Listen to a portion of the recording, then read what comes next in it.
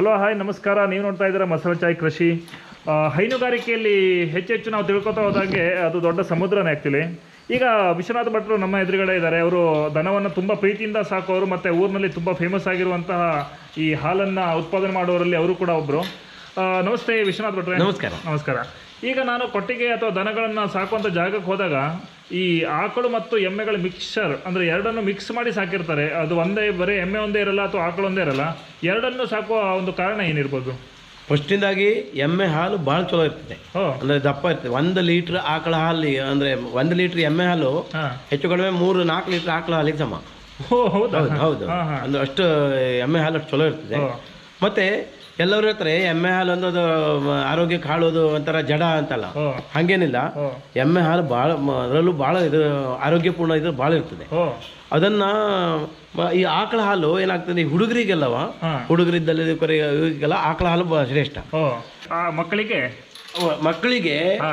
ಈ ಎಮ್ಮೆ ಹಾಲು ಅಷ್ಟನ್ನ ದಾಡ್ಸ್ಕೊಳ್ಳಿಕ್ಕೆ ಆಗುದಿಲ್ಲ, ಜೀರ್ಣಶಕ್ತಿಗೆ ಅವ್ರಿಗೆ ಆಕಳ ಹಾಲೇ ಕೆಲವು. ಮತ್ತೆ ಇನ್ನೊಂದೇನಂದ್ರೆ ಎಲ್ಲಾ ದನಗಳು ಇದಕ್ಕೆ ಎಮ್ಮೆ ಗೊಬ್ಬರ ಮತ್ತು ಶ್ರೇಷ್ಠ. ಹೌದೌದು, ಪೌಷ್ಟಿಕ ಎಮ್ಮೆ ಇದ್ರಲ್ಲಿ ಗೊಬ್ಬರದಲ್ಲಿ ಬಹಳ ಪೌಷ್ಟಿಕ ಇರ್ತದೆ. ಹಂಗ ಮಾಡಿ ಎಮ್ಮೆನೂ ಸಾಕೊಳ್ಬೇಕು. ನೋಡಿ ಇವರ ಒಂದು ಬತ್ತಾಳಿಕೆಯಲ್ಲಿ ಈ ಕಡೆ ಎಮ್ಮೆ ಇದೆ, ಆ ಕಡೆ ಆಕಳುಗಳಿದೆ. ಹಾಗಾಗಿ ನಾನು ಆ ಒಂದು ಪ್ರಶ್ನೆ ಸಡನ್ ಆಗಿ ಮನಸ್ಸಿಗೆ ಬಂತು.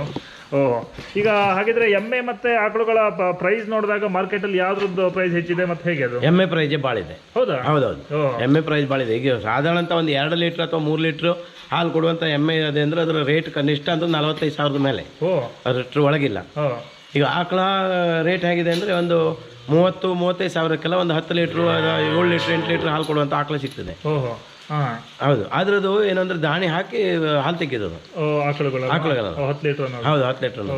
ಅದು ಒಂಥರ ಈ ಮಷಿನ್ ಇದ್ದಾಗೆ, ನಾವು ಈ ಕಡೆ ಹಾಕಿದಂಗೆ ಆ ಕಡೆ ಬರ್ತದೆ ಅಷ್ಟೇ.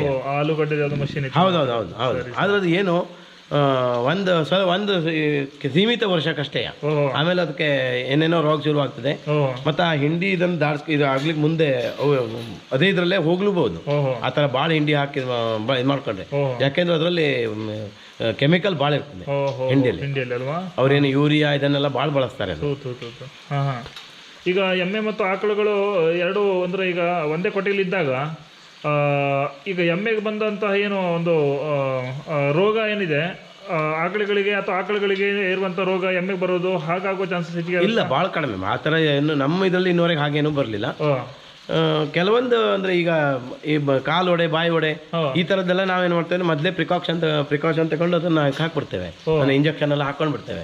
ಹಂಗೆ ಅಂಥದ್ದೆಲ್ಲ ಯಾವ ಸಮಸ್ಯೆನೂ ಇಲ್ಲ. ಈಗ ಆಯುಷ್ಯದಲ್ಲಿ ಎಮ್ಮೆ ಹೆಚ್ಚಿಗೆ ವರ್ಷ ಬದುಕತ್ತ ಆಕಳ ಅಥವಾ ಎರಡು ಸಮಾನಾಗಿರುತ್ತೆ ಆಲ್ಮೋಸ್ಟ್ ಆಗಿ? ಆಲ್ಮೋಸ್ಟ್ ಸರಿ ಇರ್ತದೆ. ಆದ್ರೆ ಕೆಲವೊಂದು ಅದೇ ಈಗ ನನಗೆ ನಮ್ದು ಒಂದು ಆಕಳು 16-17 ವರ್ಷ ಆಯ್ತು, ಇನ್ನೂ ಬದುಕಿದೆ, ಗಟ್ಟಿ ಇದೆ. ಎಮ್ಮೆನೂ ಹೆಚ್ಚು ಕಡಿಮೆ ಒಂದು 16-17 ವರ್ಷ ಬದುಕಿದ ಎಮ್ಮೆ ದಾಖಲೆನೂ ನಮ್ಮಲ್ಲಿದೆ. ಮೊದಲಿತ್ತು, ಈಗ ಇವೆಲ್ಲ ಹೆಂಗಿದು. ಓಕೆ, ಹಾಗಿದ್ರೆ ಎರಡನ್ನೂ ಇದ್ರೆ ಒಳ್ಳೇದು ಅಂತಾರೆ? ಎರಡೂ ಇದ್ರು ಭಾಳ ಚಲೋ. ಓಕೆ, ಎರಡೂ ಇದ್ರು ಭಾಳ ಬೆಸ್ಟ್. ಓಕೆ, ಧನ್ಯವಾದ ನಿಮ್ಮ ಮಾಹಿತಿ. ಸರಿ, ಥ್ಯಾಂಕ್ ಯು.